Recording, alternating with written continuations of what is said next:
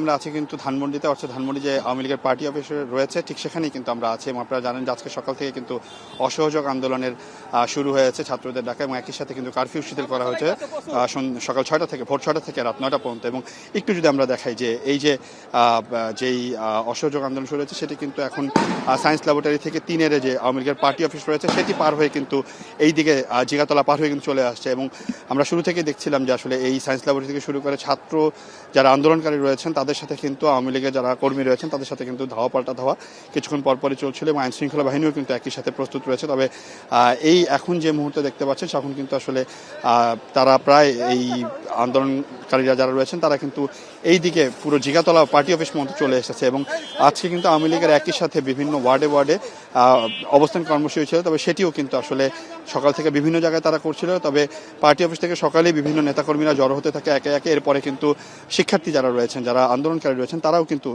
Science lab সহ আশেপাশে যে সড়ক রয়েছে ধানমন্ডি 1 নম্বর 2 নম্বর স্টার কাবাবের সামনে জিগাতলা বাস স্ট্যান্ড, সেখানে কিন্তু তারাও অবস্থান করতে থাকেন। এবং এখন কিন্তু আমরা নিশ্চয়ই দেখতে পাচ্ছেন যে আসলে যেই দুই পক্ষ রয়েছে কিংবা যারা রয়েছেন তাদের মধ্যে কিন্তু পাল্টা ধাওয়া চলছে। অনেকেই কিন্তু আহত হয়েছে এবং তাদেরকে আশেপাশে যে বেসরকারি মেডিকেলগুলো রয়েছে সেখানে কিন্তু ভর্তি করা হচ্ছে। এই ছিল আমার কাছে ধানমন্ডি থেকে সর্বশেষ তথ্য।